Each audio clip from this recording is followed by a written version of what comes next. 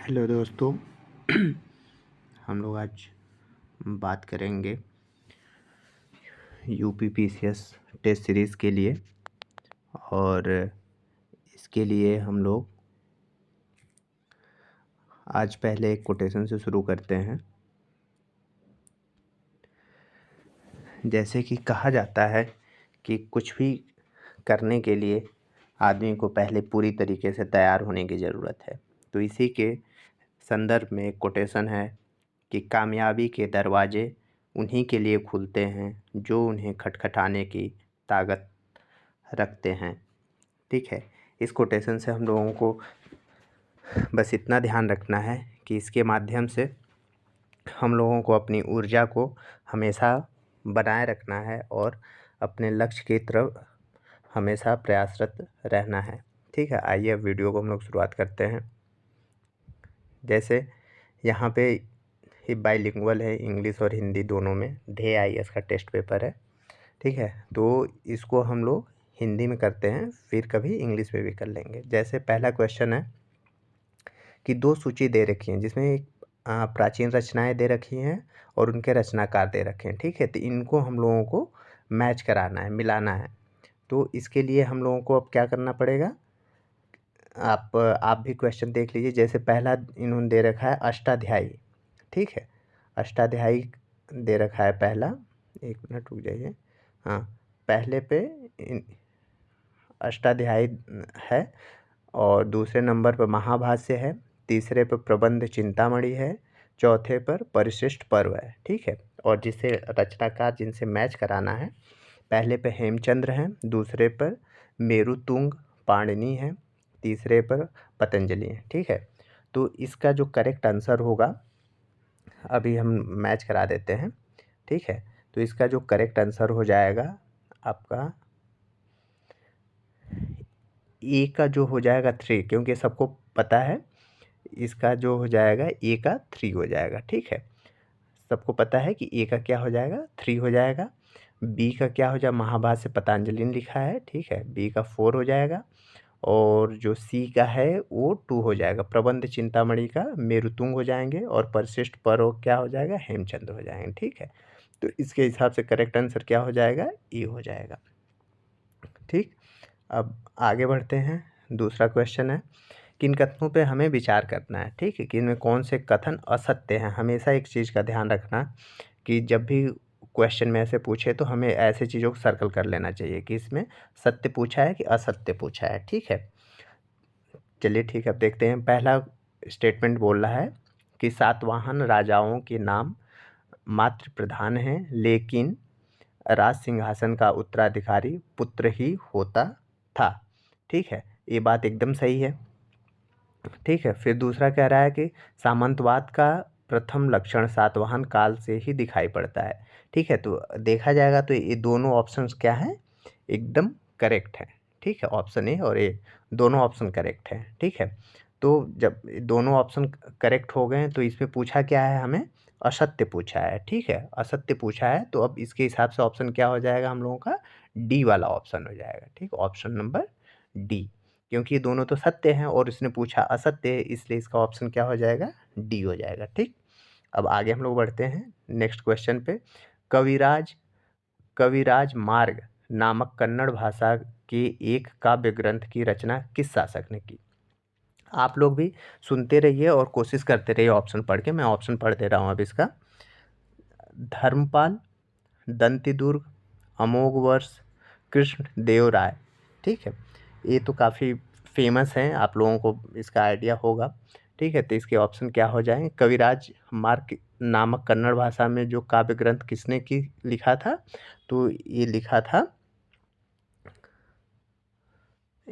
था अमोघवर्ष ने। ठीक है, इसके करेक्ट आंसर क्या हो जाएगा, अमोघवर्ष। ठीक है, सी वाला ऑप्शन हो जाएगा, अमोघवर्ष हो जाएगा। ठीक, अब नेक्स्ट क्वेश्चन की तरफ बढ़ते हैं। 4th नंबर है क्वेश्चन, कह रहा है निम्नलिखित में से किस संतलनकालीन शासक ने सुल्तान की उपाधि ग्रहण नहीं की, बल्कि मलिक एवं सिपह सालार की उपाधि से संतुष्ट रहा। ठीक है, 4th क्वेश्चन है, आप लोगों को एक बार फिर से पढ़ दे रहा हूँ कि सल्तनतकालीन कौन सा ऐसा सुल्तान था जिसने सुल्तान की उपाधि ग्रहण नहीं की, उसने मलिक और सिपह सलार की उपाधि से ही संतुष्ट रहा। ठीक है, ऑप्शन है ए बलबन, बी है सिकंदर लोदी, सी है कुतुबुद्दीन ऐबक। ठीक है, तो इसका करेक्ट आंसर क्या हो जाएगा, सी हो जाएगा, कुतुबुद्दीन ऐबक हो जाएगा। ठीक है, इसका आंसर क्या हो जाएगा, कुतुबुद्दीन ऐबक हो जाएगा। ठीक है, सी आंसर कुतुबुद्दीन ऐबक हो जाएगा। ठीक, आगे बढ़ते हैं हम लोग, क्वेश्चन नंबर 5 पे आएंगे।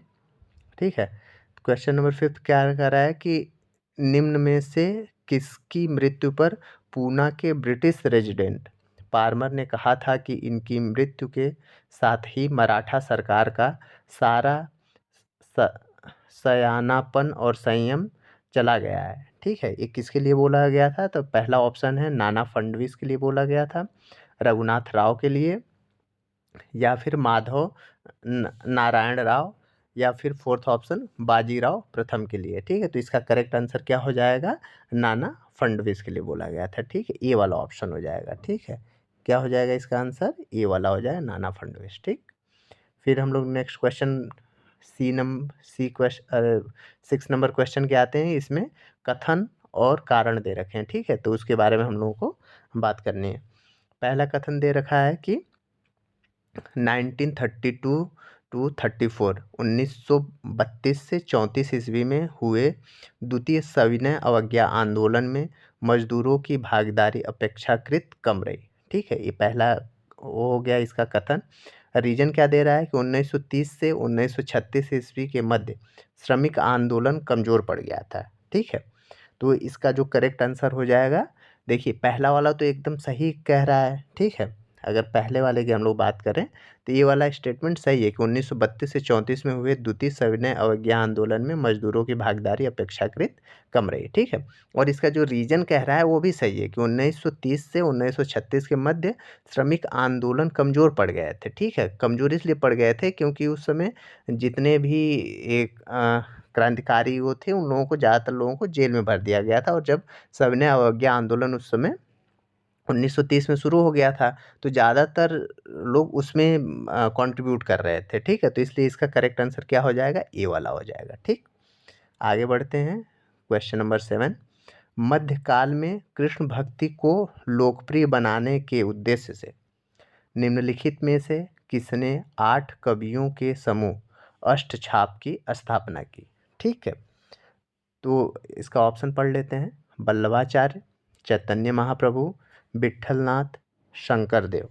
ठीक है, तो आप लोग बताइए क्या हो सकता है इसमें से, तो इसका करेक्ट आंसर क्या हो जाएगा, विट्ठलनाथ हो जाएगा। ठीक है, सी वाला ऑप्शन इसका करेक्ट आंसर हो जाएगा। ठीक है, विट्ठलनाथ करेक्ट आंसर इसका हो जाएगा। ठीक है, अब 8th क्वेश्चन पे आते हैं हम लोग। निम्नलिखित घटनाओं पर विचार कीजिए तथा उनको कालक्रमानुसार व्यवस्थित कीजिए। ठीक है, जितनी भी घटनाएं दे रखी हैं उनको कालक्रमानुसार हमें व्यवस्थित करना है। ठीक है, अब सबका ईयर यहीं पर नोट कर लेते हैं। जैसे कि हम लोग साइमन कमीशन की बात करें, कब गठन हुआ था साइमन कमीशन का, तो 1927 में हुआ था। ठीक है, 1927 हो जाए। ठीक है, पेन नहीं चल रही है, रुक जाइए, 1927। ठीक है, 1927। चलिए इसका आप वो कर लीजिए, यहाँ लिख दे रहा हूँ 1927 में। फिर कह रहा है पूना पैक्ट कब साइन किया गया था, तो पूना पैक्ट 1932 में साइन किया गया था। ठीक, फिर कह रहा है कि द्वितीय गोलमेज सम्मेलन कब हुआ था। ठीक है, तो द्वितीय गोलमेज सम्मेलन 1931 में हुआ था। ठीक, 1931 में हुआ था। फिर तीसरा कह रहा है जलियांवाला बाग हत्याकांड कब हुआ था, चौथे नंबर पे है, तो ये कब हुआ था, 1919 में। ठीक है, तो इस हिसाब से सबसे पहले कौन सा हो गया, जलियांवाला बाग हत्याकांड सबसे नंबर पे, 4 नंबर पे, 4 पे देखिए बी और सी में 4 पहले पे। ठीक है, फिर दूसरे नंबर पे कौन सा हुआ था, साइमन कमीशन गठित हुआ था, तो पहले नंबर पे। ठीक है, तो पहले नंबर पे 4 के बाद पहला किस पे आ रहा है, ऑप्शन नंबर बी पे आ रहा है। ठीक है, तो ये हमारा करेक्ट आंसर हो जाएगा। ठीक, अब आगे बढ़ते हैं हम लोग 8 के बाद 9 नंबर क्वेश्चन की बात करेंगे। ठीक है, स्टोरी ऑफ बारदोली पुस्तक की रचना किसने की थी। ठीक है, बहुत अच्छा इम्पोर्टेंट क्वेश्चन है एक तरीके से देखा जाए तो। ठीक है, स्टोरी ऑफ बारदौली पुस्तक की रचना किसने की थी? तो इसकी रचना महात्मा गांधी ने की थी, महादेव देसाई या फिर सरदार पटेल या फिर इनमें से किसी ने नहीं की थी। ठीक है, तो इसका करेक्ट आंसर क्या हो जाएगा? इसकी रचना किसने की थी? महादेव देसाई ने की थी। ठीक है, ये करेक्ट हो जाएगा। ठीक,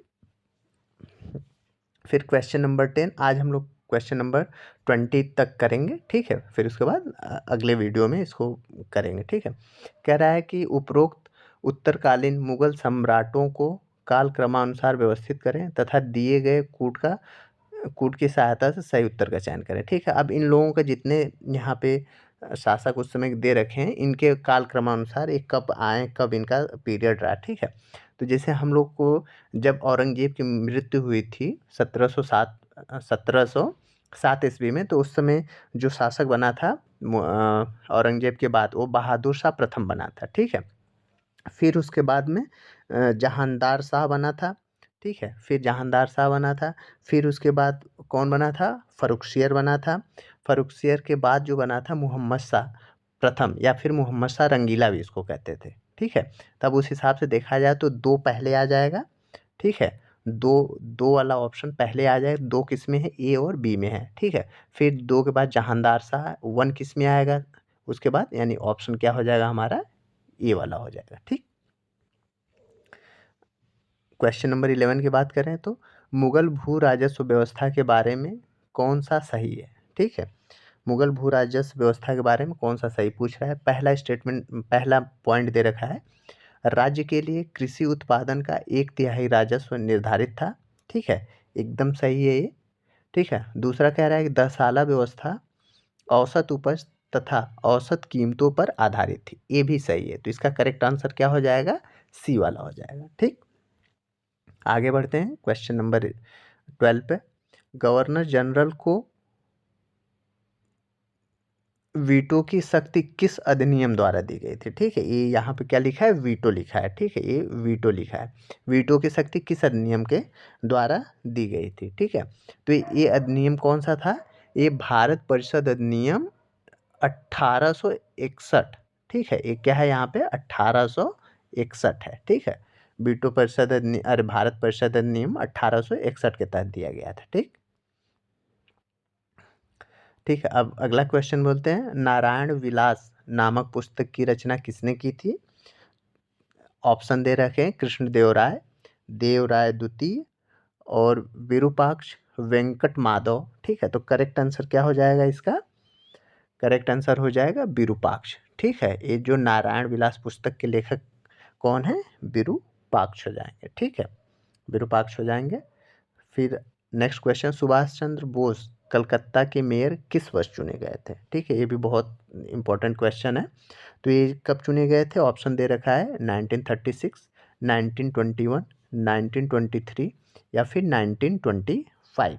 तो इसका करेक्ट आंसर क्या हो जाएगा? 1923 में इनको कलकत्ता का मेयर चुना गया था। ठीक, क्वेश्चन नंबर 15 की बात करें, ब्रिटिश काल में भारत द्वारा इनाम कमीशन की स्थापना का उद्देश्य था। ठीक है, अब इनाम कमीशन जो गठित हुआ था उसके उद्देश्य की बात कर रहा है। ठीक है, तो पहला ऑप्शन दे रहा है शिक्षा में सुधार के लिए, तो इनाम कमीशन शिक्षा सुधार से बिल्कुल नहीं था। अकाल के कारणों का पता लगाने के लिए, उससे भी ये संबंधित नहीं है। देसी रियासतों के संबंध में, देसी रियासतों के संबंध में भी ये बिल्कुल नहीं है। ठीक है, और ये, और लास्ट ऑप्शन है भूमिकर रहित जागीरों का पता लगाने और उन्हें छीनने के लिए। ठीक है, तो करेक्ट आंसर क्या हो जाएगा हमारा? डी वाला हो जाएगा। ठीक है, भूमिकर रहित जागीरों का पता करके उसे छीनना। और ये जो इनाम कमीशन कब बना था? ठीक है, तो इसकी डेट क्या है? 1852। ठीक है, 1852 में बना था। ठीक है, 1852 में बना था। ठीक, नेक्स्ट क्वेश्चन की बात करें, तुम मुझे खून दो मैं तुम्हें आज़ादी दूंगा का प्रसिद्ध नारा सुभाष चंद्र बोस ने किस स्थान पर दिया था? ये भी बहुत ही इम्पोर्टेंट क्वेश्चन है कि तुम मुझे खून दो मैं तुम्हें आज़ादी दूंगा का नारा सुभाष चंद्र बोस ने किस स्थान पे दिया था? ठीक है, तो ऑप्शन क्या है? नई दिल्ली में, सिंगापुर में, मलेशिया में या फिर जर्मनी में।